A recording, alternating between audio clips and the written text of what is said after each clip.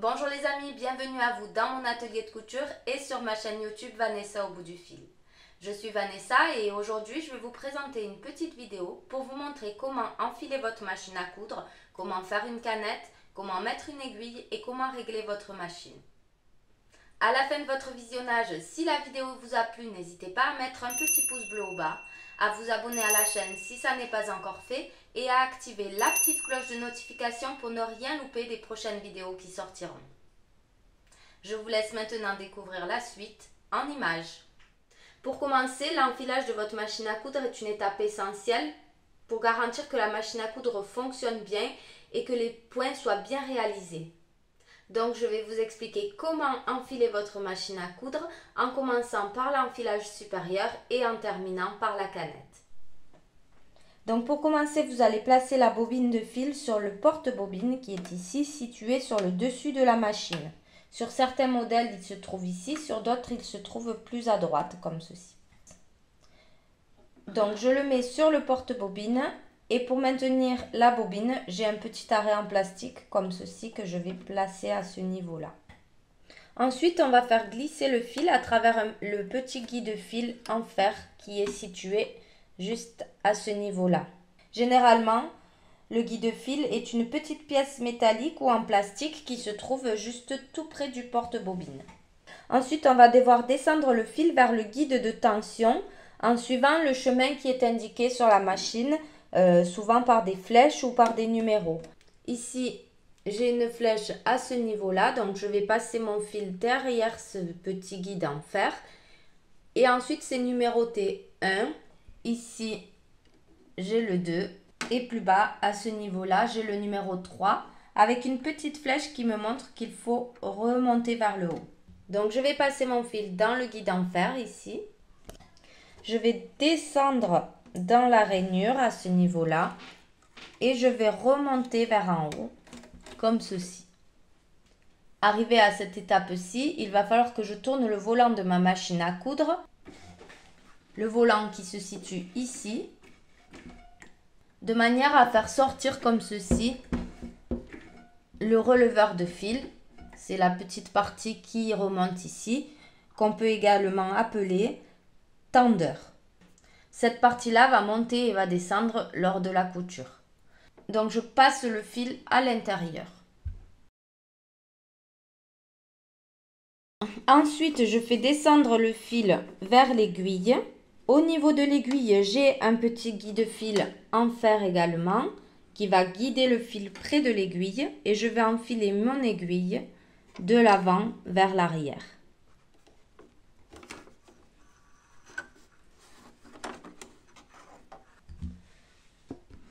Donc, je vais vous remontrer l'enfilage en entier au ralenti.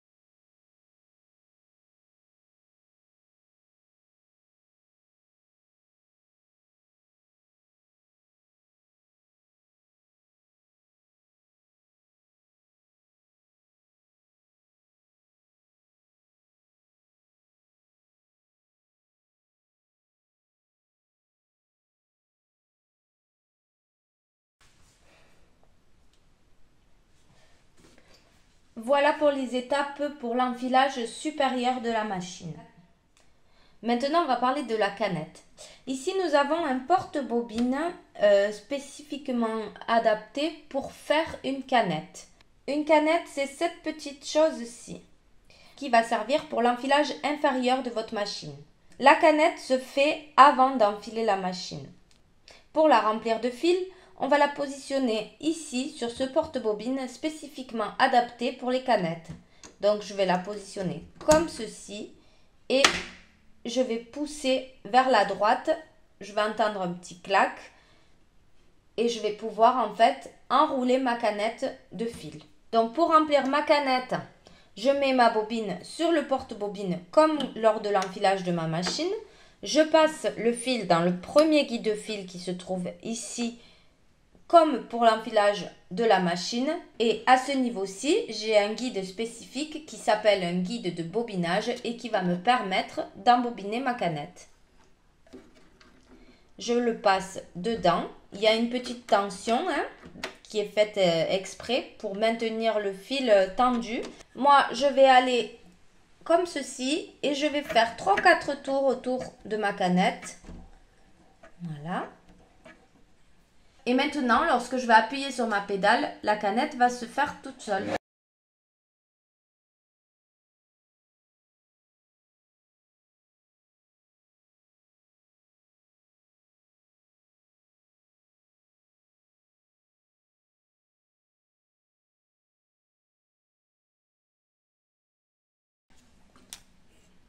Donc, je coupe. Je repousse vers l'autre côté et je soulève. Et c'est terminé pour le bobinage de votre canette. Pour l'enfilage inférieur de la machine, bien souvent sur les machines, vous vous retrouvez avec un petit boîtier comme ceci que vous allez faire glisser. Souvent, ça sert de petite boîte de rangement. Et à ce niveau-là, vous avez un petit clapet que vous allez ouvrir. À cet endroit-ci, vous avez ce qu'on appelle le boîtier à canette. C'est à l'intérieur de celui-ci que va se positionner la canette.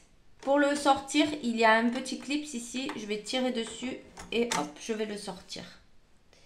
Ensuite, je vais prendre ma canette comme ceci face à moi. Il faut que le fil se déroule dans le sens inverse des aiguilles d'une montre.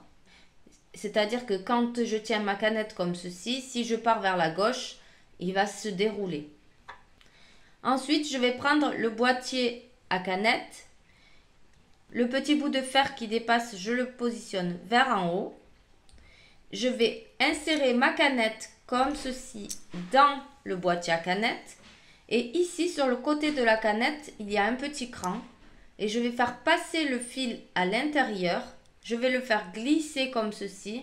Tac, et hop, là, le fil est passé. Ensuite, je vais aller à la machine et je vais insérer le boîtier à canette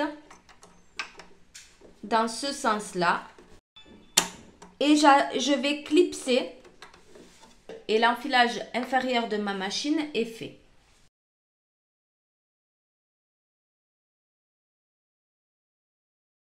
Je remets mon petit boîtier en place. Je réenfile ma machine. Et maintenant, je dois combiner les deux fils. C'est-à-dire que je vais tourner le volant qui est sur le côté droit de la machine pour faire descendre l'aiguille et attraper le fil de la canette. Ça va ramener le fil inférieur à la surface de la plaque à aiguille. Hop, comme ceci. La plaque à aiguille, c'est ce petit truc en fer. Ensuite, du coup, je tire les deux fils. Je les fais passer au milieu de mon pied presseur, comme ceci. Et je suis prête pour piquer. Avant de commencer, il faut toujours tester l'enfilage. Donc, on va prendre un petit bout de tissu. À l'arrière de votre machine, vous avez un petit levier comme ceci qui sert à soulever et à abaisser le pied presseur de la machine. Donc quand on veut positionner la matière en dessous, on va mettre comme ceci notre matière en dessous. On va abaisser le pied presseur et puis là, on va pouvoir tester pour voir si le point est correct.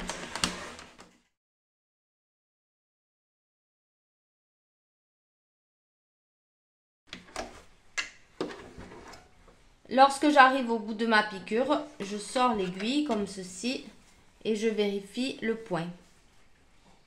Pour changer l'aiguille, vous avez à ce niveau-ci un petit vis que vous allez défaire comme ceci.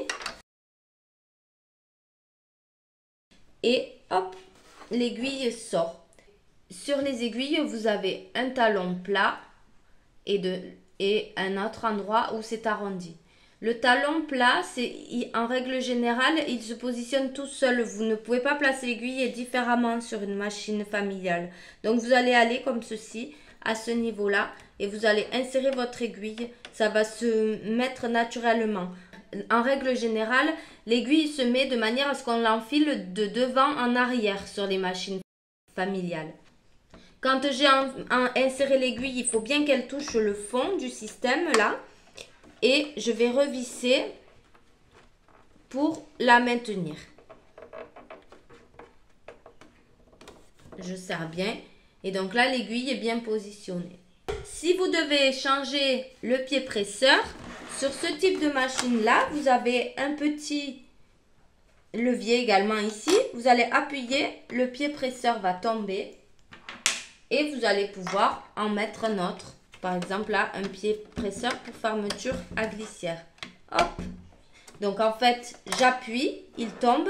Et quand je veux le positionner, je place bien ma barre en face du mécanisme. Et j'abaisse mon pied presseur pour que ça s'emboîte dedans. Vous avez plusieurs boutons sur votre machine. À ce niveau-ci, on a un bouton qui va servir à régler la tension du fil. C'est ce qui va nous permettre de serrer ou de desserrer le fil lorsque le point est moche car il est trop serré ou trop lâche. En règle générale, sur les machines d'aujourd'hui, vous avez un petit repère, soit grisé, soit ici sur celle-ci c'est écrit auto. C'est la tension qui est la tension de base en fait. Chaque machine à coudre peut avoir des différences subtiles d'enfilage. Donc, il est toujours utile de consulter quand même le manuel d'utilisation de votre machine. Mais on a toujours les mêmes choses qui sont parfois présentées sous différentes formes. Ici, vous avez par exemple le bouton pour régler la largeur du point zigzag. Ici, ce sont les boutons pour régler quel type de point on veut. Pour cette étape-ci, je vous conseille vraiment de regarder le manuel qui vous expliquera bien chaque point pour votre machine. Et à ce niveau-ci, vous avez un petit levier également comme ceci. Ça, c'est la marche arrière lorsque vous voulez faire un point d'arrêt. Lorsque vous voulez aller en arrière avec la machine, vous appuyez. Je vais mettre un tissu en dessous pour vous montrer. Si j'avance, j'appuie sur ma pédale pour avancer. Et lorsque j'appuie ici en même temps, je pars en arrière. Voilà, tout simplement. Et c'est avec ceci qu'on peut faire des points d'arrêt. J'ai essayé d'aborder les points essentiels qui pouvaient poser problème pour les personnes qui n'ont jamais enfilé de machine à coudre ou qui sont un petit peu perdues à la réception de leur machine à coudre. Donc j'espère qu'il ne vous manquera pas trop d'infos. J'essaierai de vous faire une vidéo avec un peu plus de détails au niveau des points, au niveau des réglages. Mais là, l'essentiel était vraiment de montrer l'enfilage de la machine, l'enfilage de la canette, etc. Eh bien les amis, merci d'avoir suivi cette vidéo. J'espère qu'elle vous a plu, qu'elle vous aura été utile et qu'elle vous aura permis de prendre vos machines en main avec facilité. N'hésitez pas à poser vos questions en commentaire, je me ferai un plaisir d'y répondre. Je vous dis à très vite pour une prochaine vidéo et en attendant, prenez bien soin de vous. Ciao ciao!